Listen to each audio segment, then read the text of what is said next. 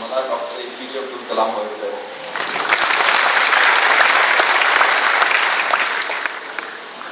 मंजिलें उन्हीं को मिलती है जिनके सपनों में जान होती है, यूं ही पंख होने से कुछ नहीं होता, हौसलों से उड़ान होती है. कशासाठी आलेले होते? पृथ्वी नावाचा मिसाईल त्यांनी बनवला, आपल्याला सगळ्यांना माहित आहे. त्यांना पृथ्वी मिसाईल बनवता लक्षात आलं की हे कव्हर मिसाईलचं जे आहे ते अशा मटेरियलचं आहे, तो इतका टणक आहे, इतका टिकाऊ आहे आणि वजनाने इतका हलका आहे की हेच मटेरियल मी जयपूर फूटमध्ये वापरलं तर जयपूर फूट तो फिजिकली चॅलेंज किंवा आपण मुलांना दिला तर त्याच्या स्वप्नातली झेप घ्यायला तो जयपूर फूट यूज करेल. मानवता पाहतो मी, म्हणजे मी एक भयंकर घटना पुण्याला असताना पाहिलेली होती. सकाळी सकाळी मला फोन आला की एका मुलीचा बलात्कार होऊन तिचा मर्डर झालेला, कारण उघडे कपडे घातले, उलटे कपडे घातलेले होते. संध्याकाळी त्या दोन्ही आरोपी पकडले, प्रदीप पोकडे आणि पुरुषोत्तम बोराडे यांनी नावरांना फाशीची शिक्षा झाली. इन्व्हेस्टिगेशन एवढं चांगल्या पद्धतीने आम्ही केलं. शिक्षणाचं एक पोरग आणि शेतकऱ्याचं एक बापाला भांडून इंडिका घेतली. इंडिका कॉल सेंटरवर लावलं, विप्रो कॉल सेंटरवरची पुणेकरांना माहिती. प्लॅन केला. प्लॅन काय केला? अच्छा माल आहे आज खाली काय, मग त्यासाठी लागणारी सगळी जुळवाजुळव केली. प्रदीप तिनं दाढी केली, पुरुषोत्तम ड्रायव्हर गाडी होता त्या इंडिकावरचा, दाढी केली, क्लीन दाढी केली. काय घातला? कारण त्या मुलीला शंका यायला नको कॉल सेंटर मधल्या एम्प्लॉई नाही आहे का. 10 वाजता डॉट ती मुलगी येऊन गाडीत बसली. तिची वडिलांशी बोलत होती, बाहेरगावची होती. या लक्षात आलं की कधी निघून गेलंय. गळुंजी गाव तिथे क्रिकेट स्टेडियम बनवलेलं आहे, ते त्याला अर्धवट होतं, त्याला कन्स्ट्रक्शन चालू होतं. त्या गळुंजी गावाच्या तिथं जंगलामध्ये त्याला गाडी पोहोचली, त्याला उशीर झालेला होता. की नराधम यांच्या त्या विकृत भावना जागृत झालेल्या होत्या.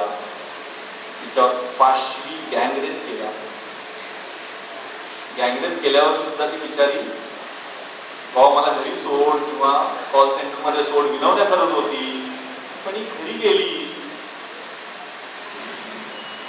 किंवा कॉल सेंटर मध्ये गेली तर पोलिसच जाईल या भीतीनं ते दुपट्टा खाली टाकलेला होता, तिचा गळा स्ट्रँग्युलेट केला. तरी मरत नाही म्हटल्यानंतर तिच्या हाताच्या दोन्ही नसा कापल्या, तिच्या बांगड्या काढून घेतल्या, तरी मरत नाही म्हटल्यावर डोक्यात सगळं टाकलं. गोष्ट खूप छान मी वाचलेली होती. चित्रकार असतो, त्या चित्रकाराला देवाचं चित्र बनवायचं असतं. तो मित्राला विचारतो मला देवाचं चित्र बनवायचं, मी काय करू?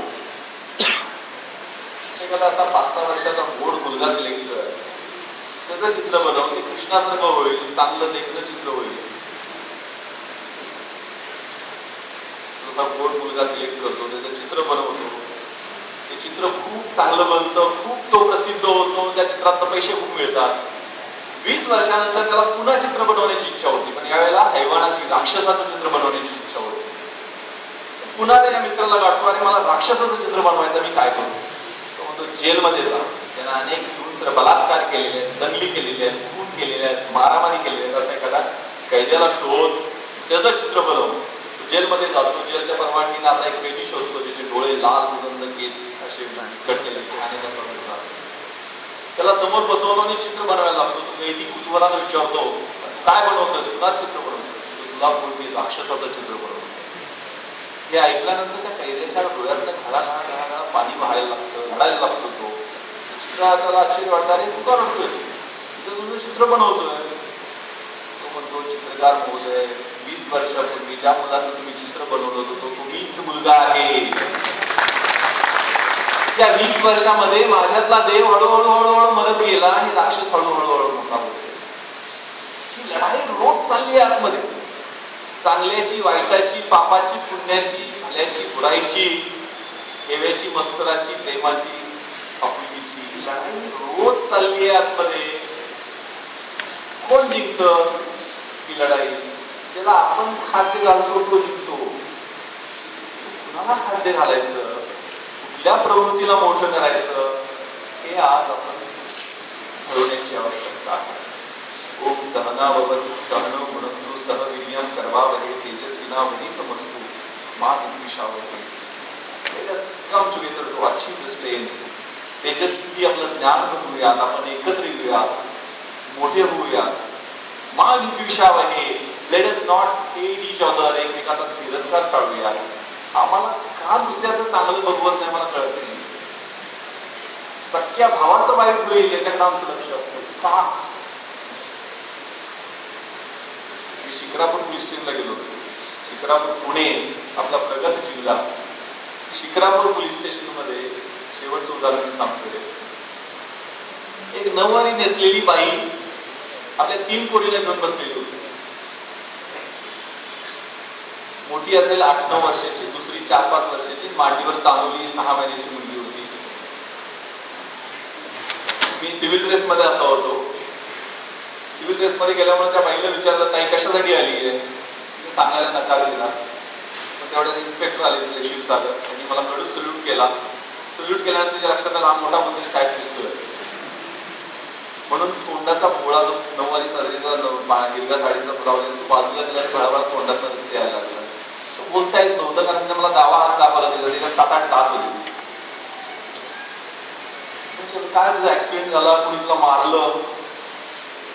दातच पडले होते ना, त्यामुळे बोलता येत नव्हतं. तेवढ्या मोठ्या मुलीला लक्षात आलं की 8-9 वर्षाची होती ना, तिला थोडी समज होती.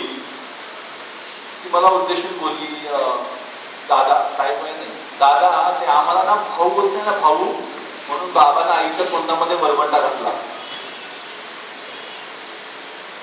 संतापाला पुरुषाचं एक लाजही वाटली.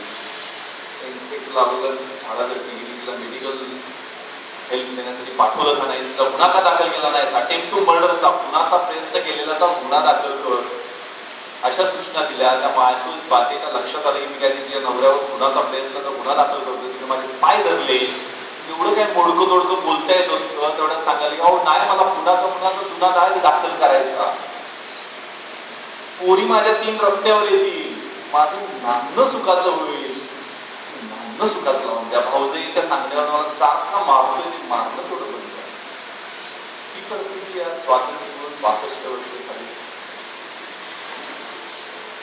स्त्री भ्रूण हत्या प्रमाण रोज कमी होते. आमच्या लेखीना जिजाऊंना आमच्या जीवदान द्या, त्यांना मोठं करा, त्यांना किरणबेदी बनवा, त्या कल्पना चावला बनवा, मदर टेरेसा बनवा, मोठ्या होतील त्यांच्या पंखामध्ये बळ द्या.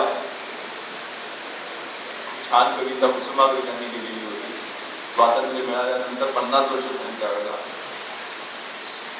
स्वातंत्र्य देवता विनवणी करते. मला वाटते हाच मेसेज आहे सगळ्यांना. 50ची उमर गाठली, अभिवादन मज करू नका, मीच विनविते हात जोडली, वाट वाकडी करू नका. सूर्यकुळाचा दिव्य वारसा प्रिय पुत्रांनो तुम्हा मिळेल. काळोखाचे करून पूजन कुबडाचे सत करू नका.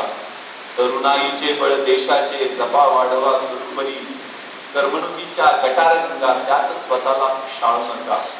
समान मानव माना स्त्रीला तिची अस्मिता करू नका. देवी म्हणून भजू नका, ती दासी म्हणून छळू नका. वेतन खाऊन काम टाळणे हा देशाचा द्रोह असेल. मेजा फाडून मेजावर खुनाचे लुटू नका. गोरगरिबा छळू नका. पीठ फुकाचे गिळू नका. मुडी जनावर जळू नका.